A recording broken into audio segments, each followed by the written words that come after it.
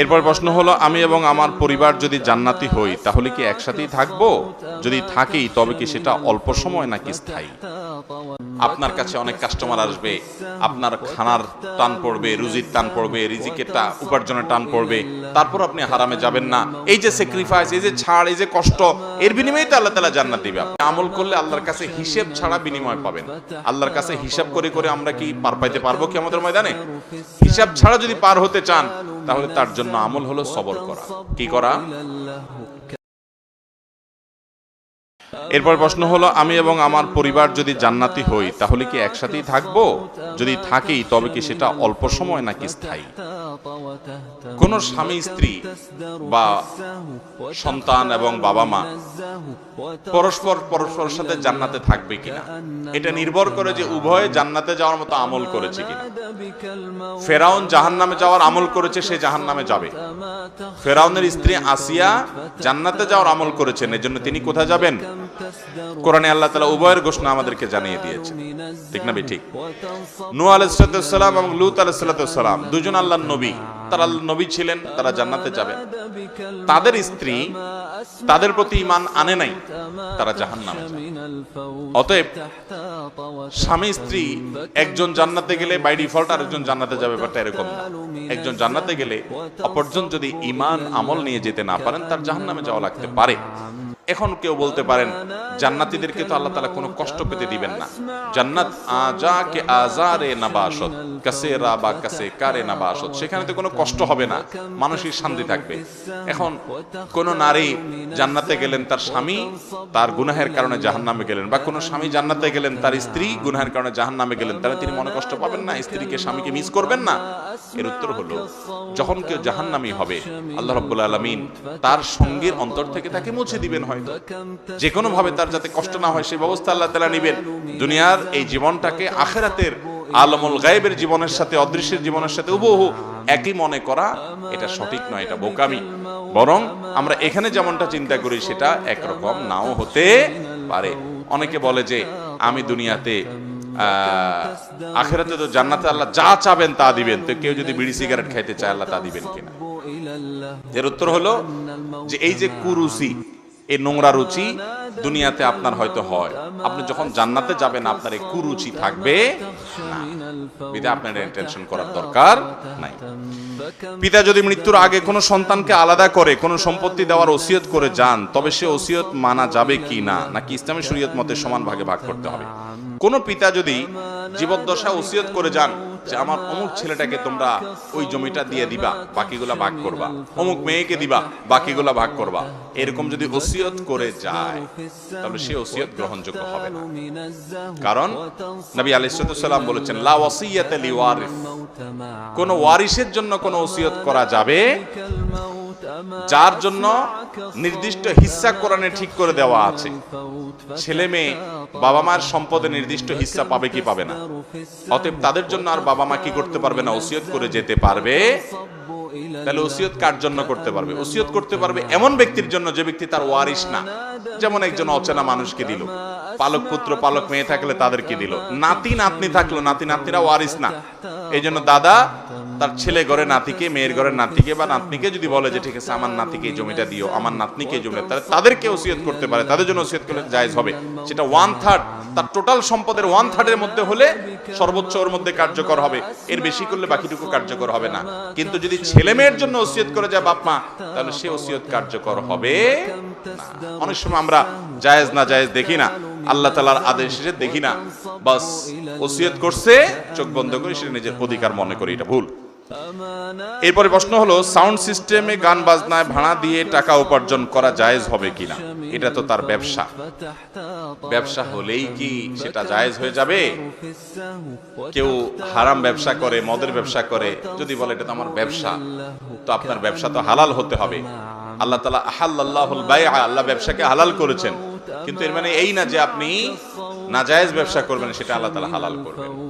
অতএব সাউন্ড সিস্টেমের ব্যবসা যদি করেন, আপনার মাইক, আপনার সাউন্ড সিস্টেম, আপনার লাইট, আপনার অন্যান্য যে সমস্ত আয়োজন আছে, এগুলো এমন কাজে ভাড়া দিবেন যে কাজটা হালাল এবং বৈধ।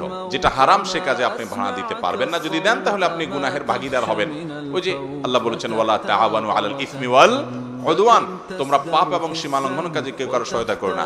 একজন গান বাজনার অনুষ্ঠান করেছে, আপনি সেখানে ভাড়া দিয়েছেন, তাহলে তার কাজটা করতে আপনি সহায়তা করলেন, বিধায় এটা কি হবে না, জায়েজ হবে।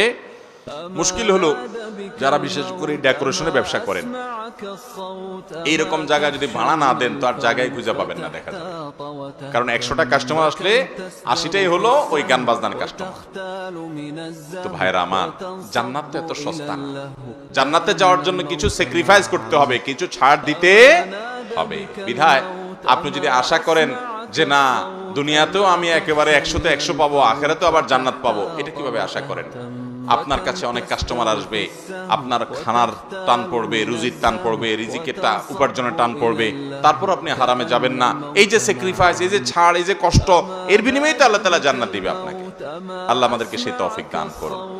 আমার উপার্জন কম হোক, আমার পাশে আরেকজন ডেকোরেশন ব্যবসা করে লাল হয়ে যাচ্ছে, বাড়ি গাড়ি করে ফেলছে, করে ফেলাক, আমার জান্নাত পেতে হবে, বিধায় আমি ওই হারাম উপার্জন করব। আল্লাহ আমাদের তৌফিক দান করুন।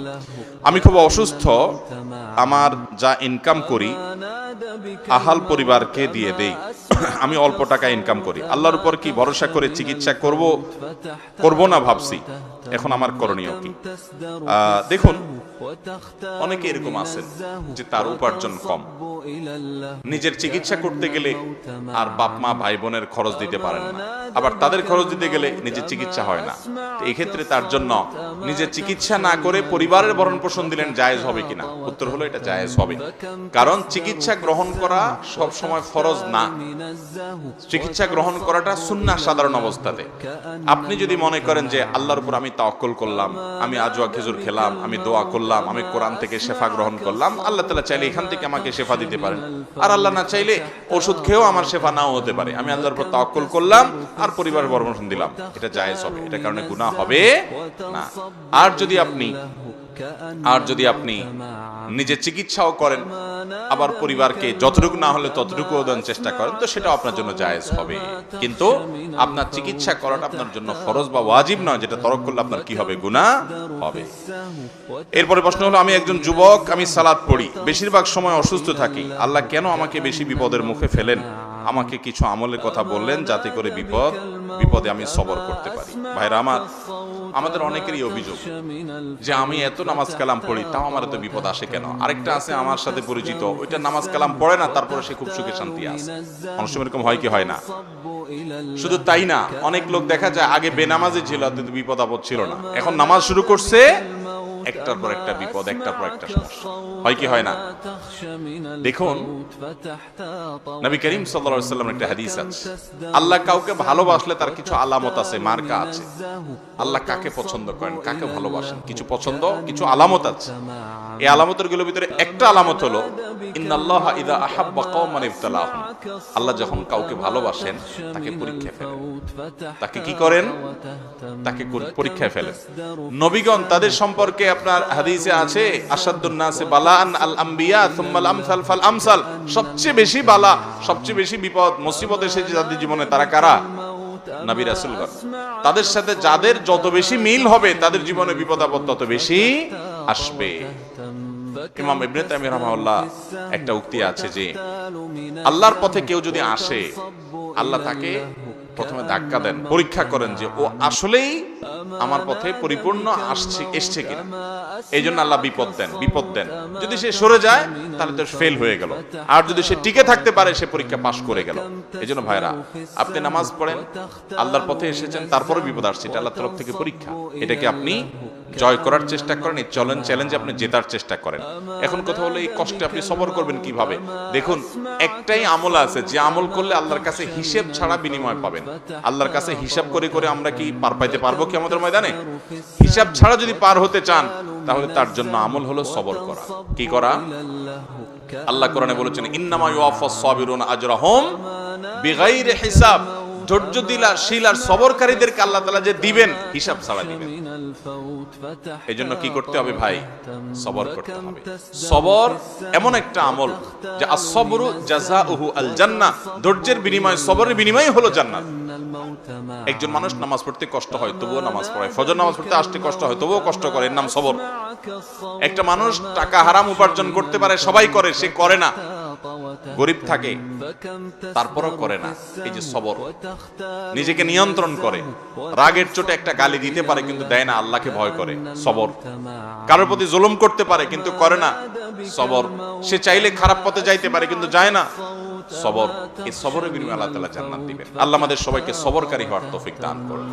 সবাই সবর করব তো ইনশাআল্লাহ। সবরের তৌফিক আমাদের ব্যক্তি জীবনে, আমাদের প্রত্যেকটা ক্ষেত্রে, সব ক্ষেত্রে যেন আমরা সবর ইখতিয়ার করতে পারি, ধৈর্য ধারণ করতে পারি, নিজেকে নিয়ন্ত্রণ করতে পারি। এই কন্ট্রোলিং পাওয়ার, আত্মনিয়ন্ত্রণ করার ক্ষমতা আল্লাহ তাআলা আমাকে, আপনাকে, আমাদের সবাইকে দান করুন। জাযাকুমুল্লাহু খাইরা ওয়া আখিরু দাওয়ানা আনিল হামদুলিল্লাহি রাব্বিল আলামিন। আসসালামু আলাইকুম ওয়া রাহমাতুল্লাহি ওয়া বারাকাতুহু।